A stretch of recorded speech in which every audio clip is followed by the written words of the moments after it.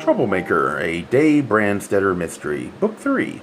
Author Joseph Hansen. Publisher Open Road Media. Narrator Eric Ost. This one is dedicated to Ken Thompson. Chapter 14. Along a stretch of wide West Santa Monica Boulevard, where the city criminal code didn't reach signs, red, blue, yellow flashed names at the rental cars of tourists that crawled past, bumper to bumper, while the Iowans inside, eyes circled by, white from desert sunglasses, marveled the signs read, Institute of Oral Sex, Do It, Modeling Studio, Peek In Adult Books, Pussycat Theater, in calligraphies of glass, Girls, Girls, Girls, wrote itself on the wide black slate of the night sky. Topless, bottomless, go-go dancers, boys, boys, boys. Total, the sign said, nudity. And there were neon drawings of gigantic naked hips and breasts and smiles. Surprisingly, but only to those who didn't know, Los Angeles in the midst of all this loomed an old-time livery stable, newly painted, red with white trim. The Big Barn. It was the largest L.A. gay bar logical host to the Mr. Marvelous contest. Day-glow banners fluttered on its country front. A swivel Klieg light mounted on a noisy flatbed truck sent a blinding blue-white shaft into the high darkness. Barbra Streisand wailed from loudspeakers over an entryway lit by electrified ranch house lanterns. A strip of incongruous red carpet crossed the sidewalk at the curb. Glossy, rented limousines halted and discharged beautiful youths who looked nervous and a little too muscular for their hired tuxedos. The way traffic inched along gave Dave time to study them. He'd met the majority, but the clothes, the grooming, varnished them to sameness, and they hadn't glowed like this in their jeans and work shirts at the bars. Only Bobby Reich clothed or unclothed. Bobby dazzled. He stepped out now from Ace Keegan's shiny little Fiat. A crowd 5 rows deep behind red silken ropes made a gantlet of the stretch from curb to door. They gasped and sighed. Camera bulbs flashed, microphones glittered toward smiling mouths like drunken missiles toward the moon. A bored-looking man with a motion picture camera saddling his shoulder pushed onlookers. Dave reached a corner and idled up a side street where the dense leafage of old acacias dimmed the street lamps. He was 3 blocks off before he found a parking space that would take the Electra. When he got back to the Big Barn, the crowd was funneling inside. Ahead of him, he glimpsed the cheap red windbreaker and childlike brown hair of Vern Taylor. When he himself got inside and handed money to a rosy-cheeked boy man in the oiled and hand-rubbed horse stall that was making shift as a box office, Dave turned to search the press of men and boys behind him. In the doorway stood Kovacs and Ray Lillard. Lillard beaming with pride and joy, Kovacs unshaven in clay-stained bib overalls. Dave chuckled. It was to Lillard he had mailed Kovacs' gift, pot. Tonight, at dinner with Madge, Doug had told him that Kovacs was moving his workshop into the carriage house back of Lillard's old mansion. The main room of the Big Barn was enormous, propped by splintery posts and overhung by haymows. The wired barnyard lanterns glowed everywhere. Amber, mostly, but sometimes red and green. Now and then even white sawdust was thick underfoot. Sets of spurs, cracked oxen yokes, lariats, coiled and lacquered into uselessness, hung against the walls. Dave's foot kicked a brass spittoon, strictly ornamental. It sprouted plastic flowers. This was the West, but only West L.A. On the room's far side, long mirrors and old mahogany frames, probably bought on the back lot of some defunct film studio, reflecting glittering bottles. Maybe he could get a drink. He began muttering excuses and using a shoulder and an elbow. In 5 minutes, he had reached the long bar that matched the mirrors. Brunswick would probably have been the manufacturer's name, but Too many elegantly clad pelvises were in the way.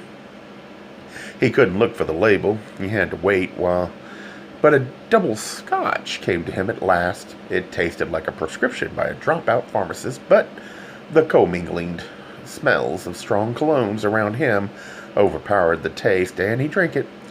He felt himself grin at the painting above the bar. No buxom gay 90s lady on a tufted red velvet sofa, but cowboys taking each other's Levi's off in a moonlit bunkhouse. Cowboys, pretty as girls and hung like stallions. A voice at his ear said, "I haven't seen you in here before." Dave didn't look around. "Just passing through," he said, as quickly as possible. The owner of the voice turned away. "You're right. She's Vice." "Vice?" Someone else said. "Impossible. She's wearing matching shoes." A change came in the dense warp and weft of talk that stretched across the huge room. He glanced at his watch, then looked toward the end of the place where spotlights fingered down. There on a makeshift stage under the planking of a loft, a slim man in a white tuxedo shirt, ruffles, a silver wig sprinkled with mica, clutched a chrome microphone stand. A sunburst of colored foil backgrounded him. On a table beside him, 3 brass trophy cups gleamed above watches and cufflinks and jewelers' boxes, and a display by an expert window dresser of shirts, sweaters, pants, jackets. The man on the stage moved his mouth, but no sound reached across the wide blue lake of tobacco smoke. Laughter and shouts pelted him. "We can't hear you! Vic, darling!" He visored his eyes with a hand on which rings sparkled. He peered toward the darkness beyond the end of the stage. Suddenly, electronic feedback howled through the room. There were shrieks, then, "Welcome!" came from the man in white. It came too loud and folded back on itself in a ringing echo. He stepped away from the mic, laughing, put a hand on his hip, and squinted into the darkness again. He tried again, and this time all was well. Or as well as could be expected. "Welcome to the 3rd annual Mr. Marvelous Awards. I'm your host, Vic Waverly. These have always been superb evenings. This one will top them all. I promise you, my dears, from the point of view of entertainment, from the stunning quality of the men, and I lay stress on that word. Oh, do I lay stress on that word, darlings, who have become finalists in the competition. You'll meet them in a minute. But first, I want to ask the judges to stand up so you can meet them. They're distinguished members of the Southern California gay community, taking them in alphabetical order. First was a minister, complete with dog collar, though he'd got his training in backwoods Baptist seminaries in the Deep South. Next was a moon-faced man with a belly who had begun as a gay activist at 50 after a lifetime of bailing out likely youths from jail, and now spent his nights on television talk shows explaining the gay mystique, whatever that was. Last was an acne-scarred publisher who served the homosexuals of 50 states with a sleek magazine that glamorized sadism and Texas mass murderers. There wasn't much applause, but Dave knew better than to be gratified. The reason was everyone held drinks and glossy program books. Music came through loudspeakers. Hawaiian of all things. Dave flinched, tilted up his glass, found only ice, and asked for another drink. While he waited, he ran a troubled look over the room again, and smiled grim satisfaction to himself. There was the white Stetson, the gaudy serape. He dropped bills on the counter, picked up his glass. The time had come to move. If there was going to be action, he didn't want anyone hurt or dead. He began shouldering his way with apologies through the crowd. But when he reached the spot by a post with fake cattle brands burned into it, where he'd seen Larry Johns, the boy wasn't there. Dave pushed on, craning to get another glimpse of the hat through the acres of fashionable haircuts, edging and jostling first to one side of the room, then the other. He ended up in an open area in front of the stage. It surprised him. There were even empty chairs, 2 rows of the folding kind, gray metal tubing, white padded plastic seats. They faced the backs of the judges, huddled over charts and photographs. A fat little black bearded man, hung with straps and leather cases, crouched, flashing camera bulbs at them. Behind the stage, more bulb flared. This space, these chairs, were for the press, of course. When they finished with the shiny-headed contestants back there and the gray-headed managers, Dave glimpsed Ace Keegan's knotty hands fidgeting with Bobby's tie. Dave dropped onto a chair and lit a cigarette. Maybe Larry Johns would find him, but it wasn't Larry Johns who touched his shoulder. He turned and looked up into the silver-marred smile of Vern Taylor.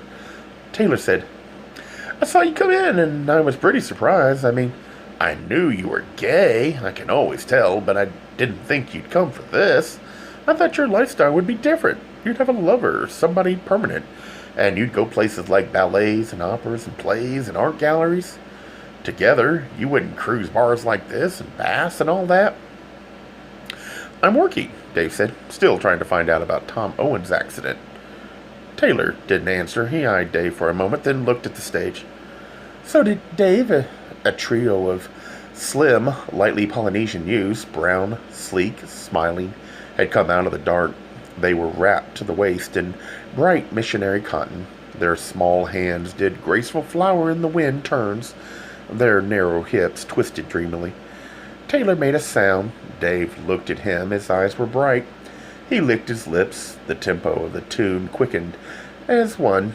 The boys gave slow winks, slowly, not missing a beat or a gesture.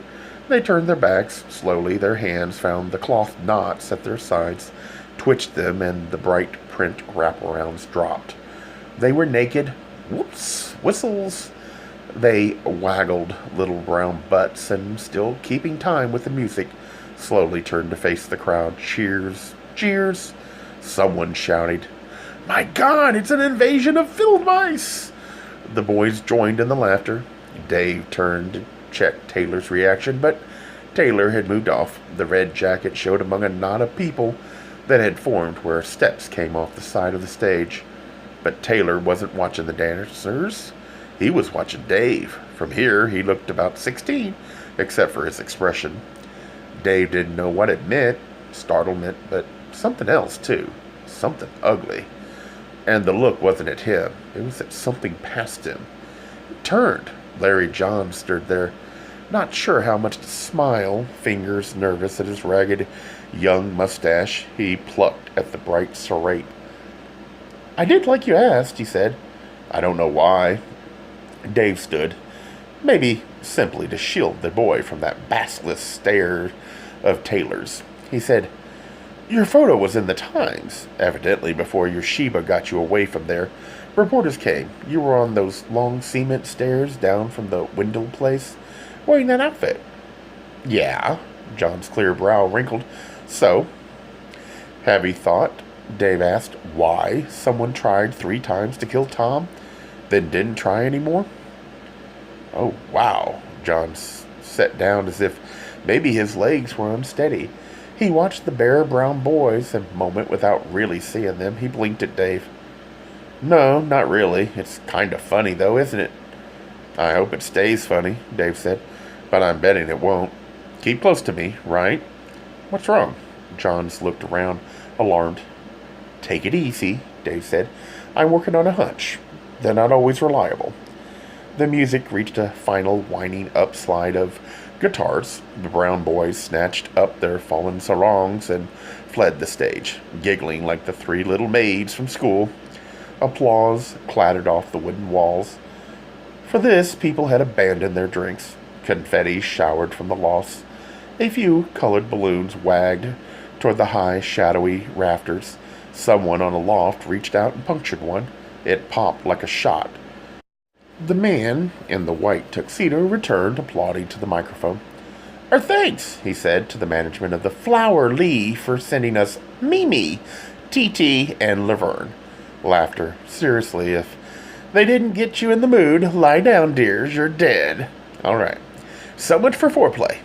Laughter, his own, with the crowds. "Now, I know you're all dying for a look at the stars of the evening. Those handsome and talented and sexy finalists for the title, Mr. Marvelous." "What?"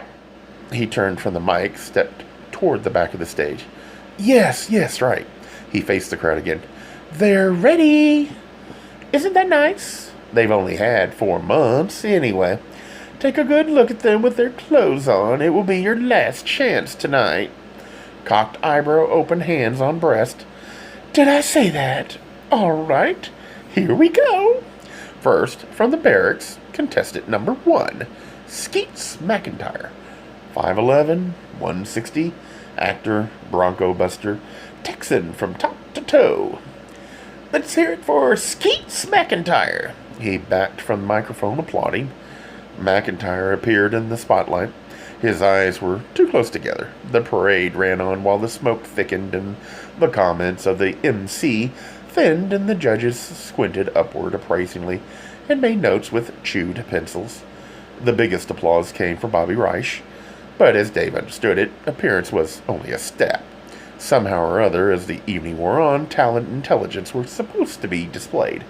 He set his drink between his feet on the sawdust and applauded Bobby. It might be his only honest opportunity. More balloons were loosed. 2 of them banged this time. He wished that would stop. Here was a hairy lad in skin-tight, wet look, black plastic from the rawhide. And last, a lissome princess from the Queen in court.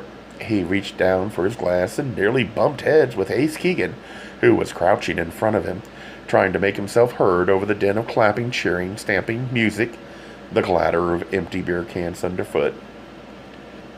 At the same moment, Dave noticed Vern Taylor trying to come back, working his way past the knees and floor-tangled camera cases of the news people, who now filled the chairs, except that no one filled the chair next to Dave. Where the hell was Larry Johns? Dave bent toward the broken face of the little ex-boxer. If this was bad news about Bobby Reich, then his worries about this evening were off target. He cupped a hand to his ear, but what Keegan said was, You're wanted on the phone. By luck, I was there when the call came. They won't page anybody, not with a crowd like this. Too many people afraid the boss might learn where they were. But I heard the dude who took the call speak your name. It's some kind of an emergency. Somebody's mother. Otherwise, I wouldn't have bothered you. Don't exactly top my list of people I want to do favors for. He got to his feet, jerked his chin. Phone's back of the bar. Thanks, Dave stood, pushed his chair aside, headed for the mirrors. While he fought his way, he squinted around him, trying to locate Larry Johns. Nowhere, he swore to himself. The phone receiver lay like a stunned thing by a silver-painted wrought iron cash register halfway along the back bar. Dave worked the trick latch of the gate at the bar's end.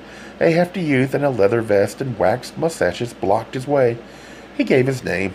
The youth went back to the tall, spooled spigot handles and the foaming steins he was supposed to be minding. Dave picked up the phone.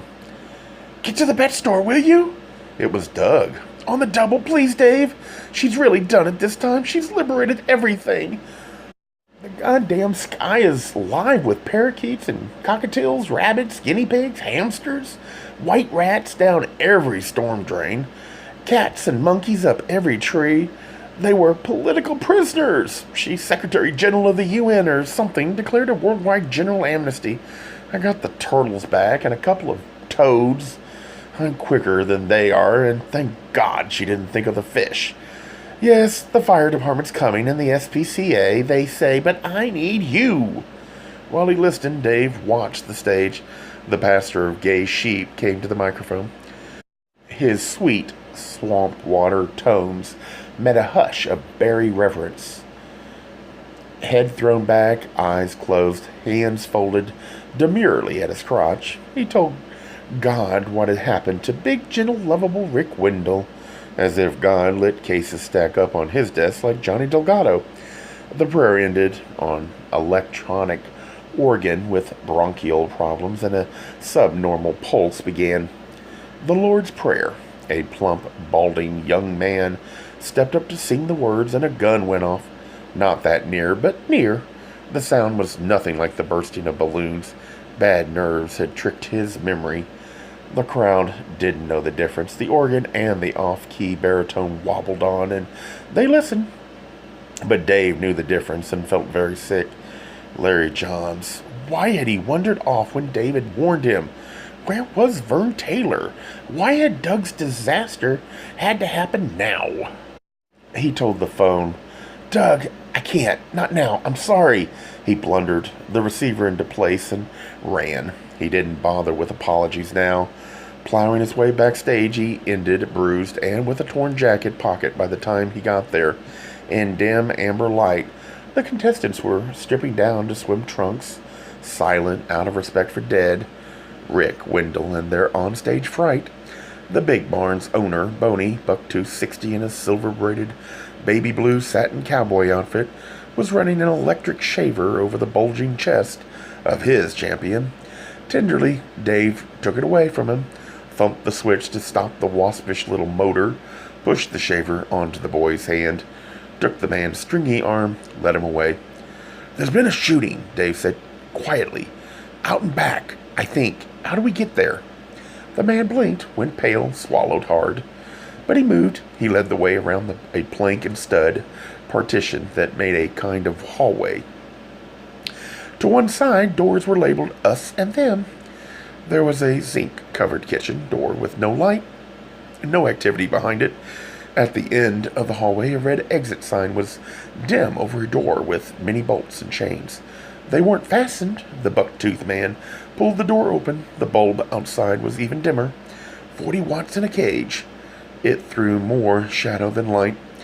There were big, scarred trash modules, stinking, galvanized iron garbage barrels, crates filled with smashed bottles, and in a chain-link fence corner, clotted with soggy waste paper, a man. He lay face down in a puddle that showed rainbows of oil and something darker, blood. "My God!" The buck-toothed man put out a hand. Dave knelt by Ace Keegan, lay fingers against the big vein in his neck. Life still beat there, but no thanks to Dave. Anger churned in him. Disgust. Granted, there'd been a lot of ways to be wrong in this case. Did he have to try them all? And always too late. He got to his feet. "He's not dead," he told the buck-toothed man. "Phone the police. They'll bring an ambulance." "What are you going to do?"